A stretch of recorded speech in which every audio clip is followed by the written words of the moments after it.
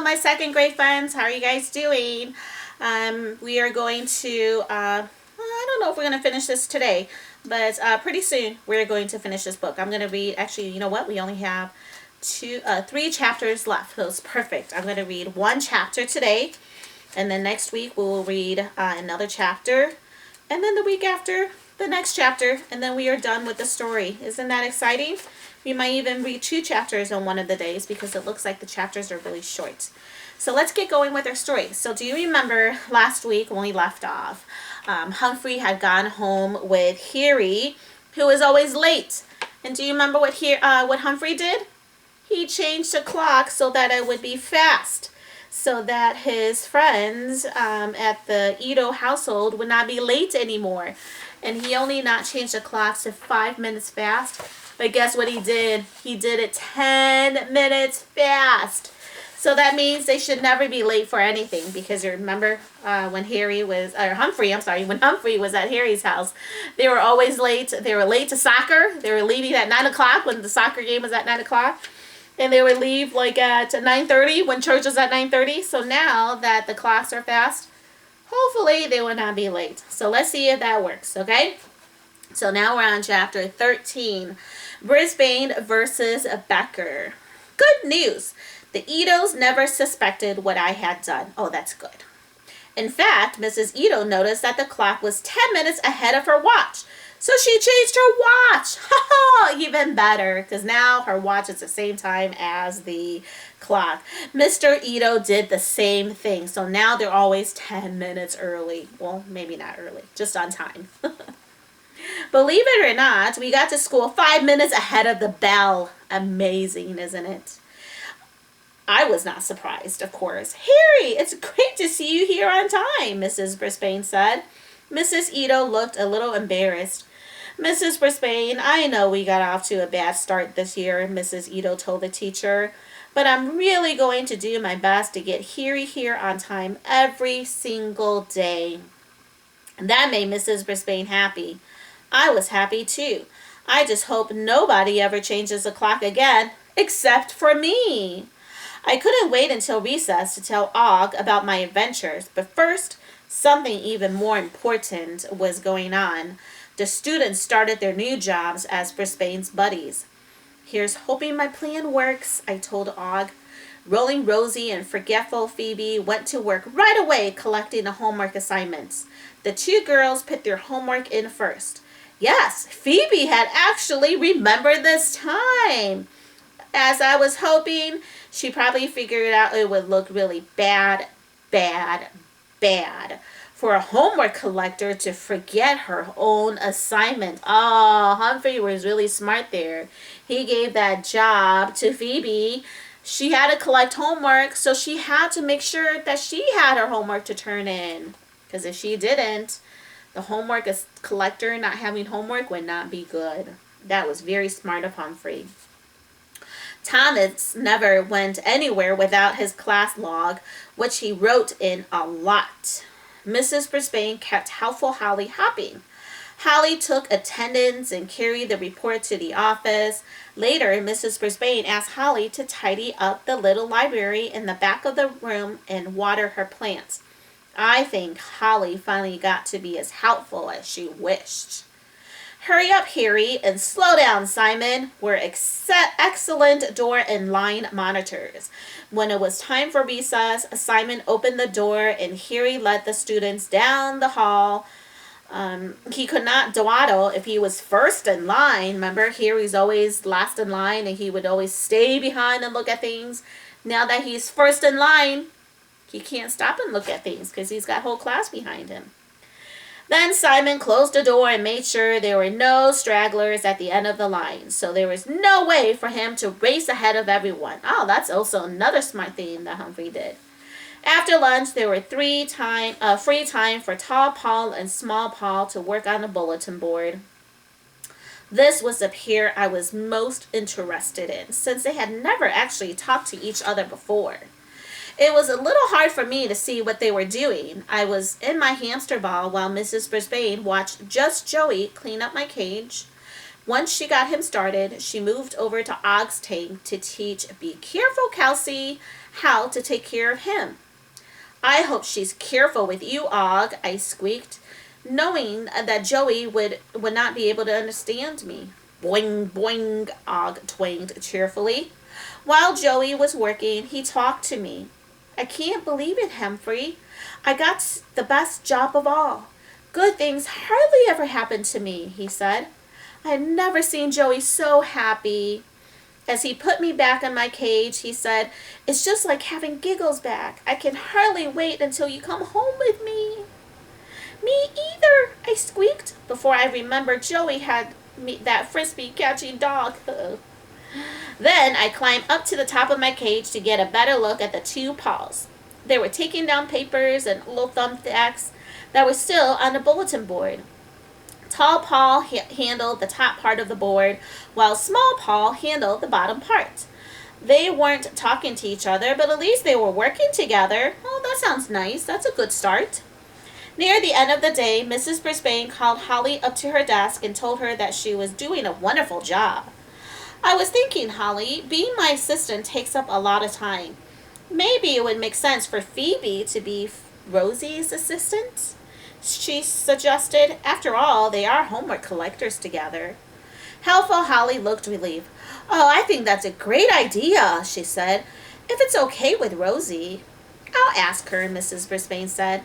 Of course, when she asked Rosie, it was not a problem. And when she asked Phoebe to be Rosie's new assistant, Phoebe's face lit up because she was so happy to be helping Rosie. Yes, my evening arranging the Brisbane's Buddies card was definitely paying off. And the worst class ever was looking a lot better. Thumbs up to that. And the worst class ever was looking a lot better. I just read that, didn't I? Sorry. I was pretty pleased with myself for a while. But after school, something happened that shook me down to the very tip of my paws. Miss Becker paid a visit to room 26. I had never actually seen Miss Becker before. She was a short woman with the great big glasses that made her eyes look huge. That might have been a little weird, but Miss Becker also had a great big smile that made me like her. I hope you don't mind, Sue, she said as she came into the classroom. My students are very anxious for us to get a classroom pet, but I've never had one before. Mrs. Brisbane smiled. Oh, my class was very fond of Humphrey and Og last year.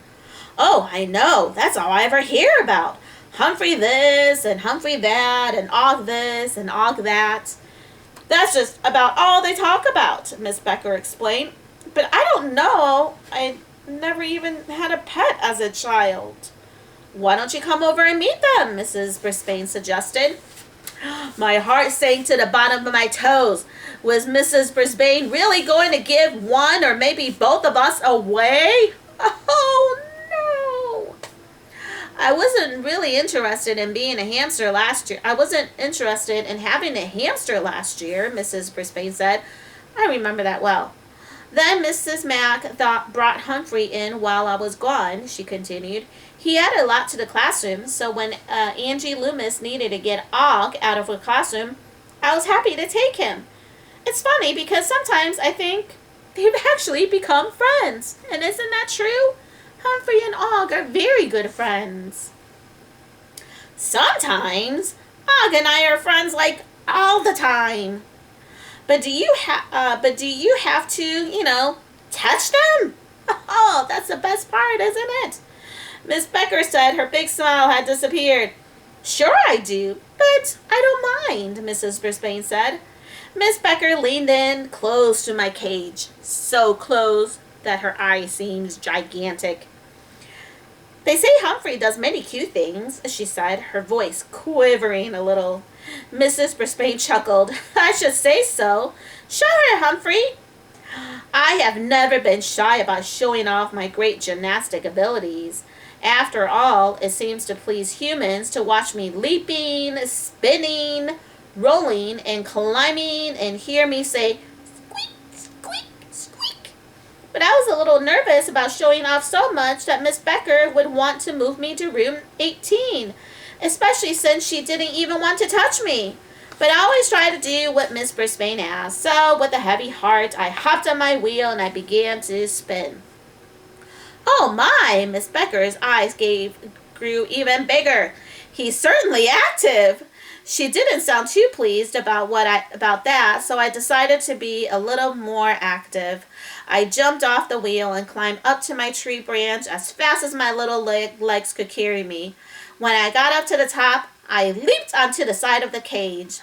Miss Becker gasped. How does he do that?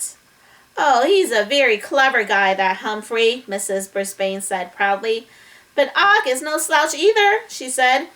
I had a chance to catch my breath while the two teachers turned their attention to Og's tank. He's a very handsome frog, isn't he? Mrs. Brisbane said. Now I consider Og a very fine fellow. But handsome? I don't know. Frogs can be handsome, right, my friends? With that green skin? No fur at all. And the huge mouth and those big googly eyes, which suddenly reminded me a lot of Miss Becker's eyes. Boing, Og twanged. It was a pleasant sort of a reply, but Miss Becker jumped back to the tank. What was that? She asked. Oh, that was kind of the sound he makes. Mrs. Brisbane was very patient. But what does he do? Miss Becker said. He spends part of his time on a dry part of the tank and part of his time in the water, Mrs. Brisbane explained. Og must have been listening with those ears I can't see, because he suddenly leaped into the water and he began splashing wildly. Oh my, Miss Becker exclaimed. He's awfully noisy, isn't he?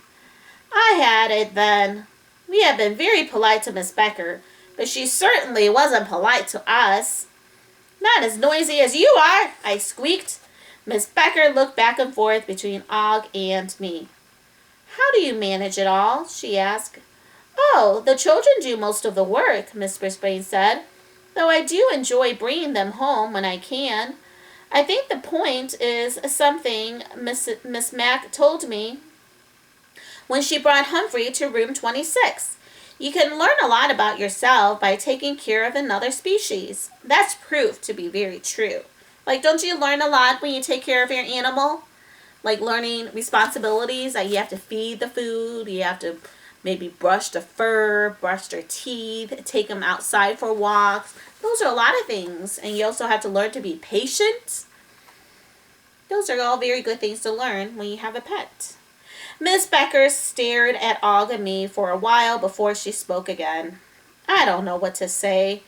The students love them so much. Just then, Mrs. Mack came in. Am I interrupting something? She asked. Oh no, you're the perfect person to talk to, Miss Brisbane said. She was right. Mrs. Mack was a perfect person. Well, at least to me. Some of my old students are begging for a classroom pet, and Arlene's trying to decide whether to get one, Miss Brisbane explained. So she came to look at Humphrey and Og. Mrs. Mack smiled her wonderful smile. Any class would do better with these two. For once, I was sorry Mrs. Mack had come to visit. I didn't want her to talk to Miss Becker into taking me away. Oh, thanks for your time, Sue, Miss Becker said. I still have a lot to think about. And Miss Becker left. Mrs. Mack wanted to talk to Mrs. Brisbane.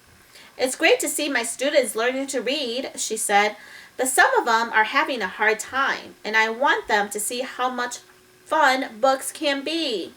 Isn't that true, my friends? Books are so much fun. You can use your imagination and read anything and use your head. Like right now, what does Og look like? Imagine he's green, probably like a frog, right? But in every one of our minds, Og looks different. He looks different to me than he does to you.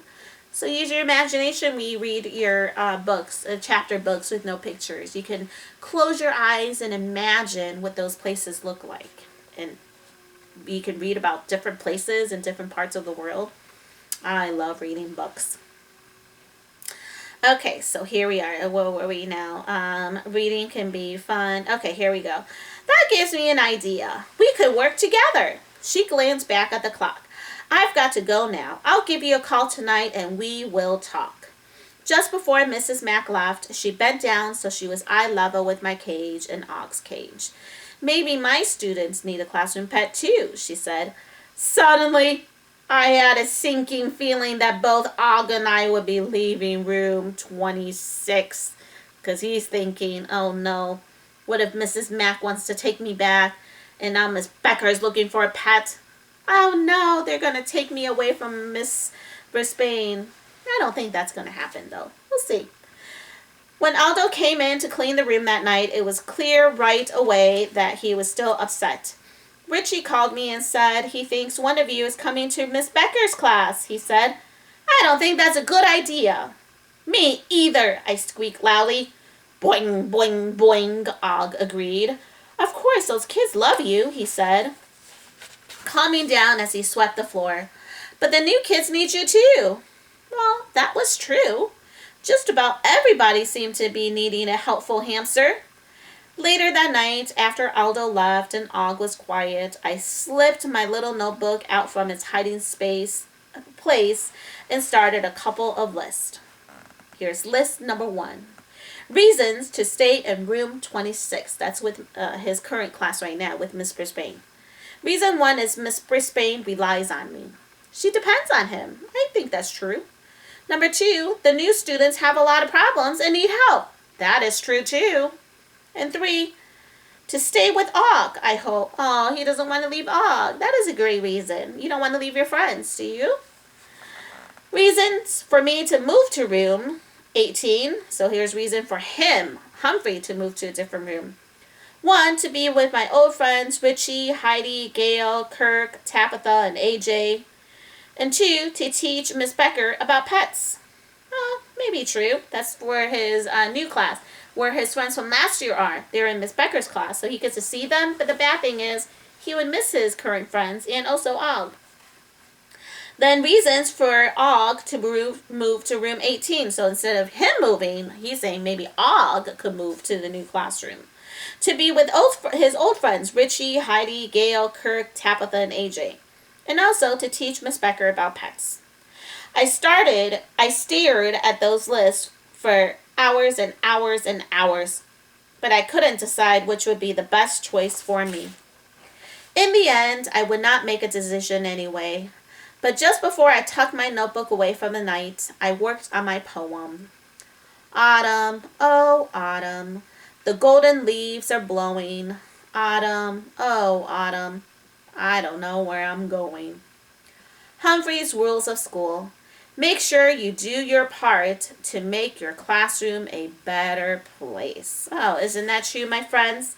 Make sure you do your part to make your classroom a better place.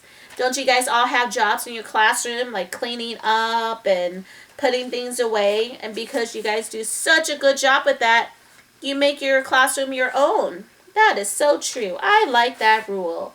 That make sure you do your part to make your classroom a better place. And guess what, my friends? You could say the same thing about your home.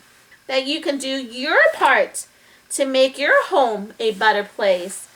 You can clean up after yourself. You can put away toys, put away books, help put away dishes. All those things you can do to help your home be a better place to live. I like that very much. Okay, my friends, that is it. That for chapter 13. We will read chapter 14 next week. And then we will read chapter 15. We only have 2 chapters left, my friends, in our Humphrey book. And I can't wait to see what happens. Have a good week, and I will see you next week. Bye-bye.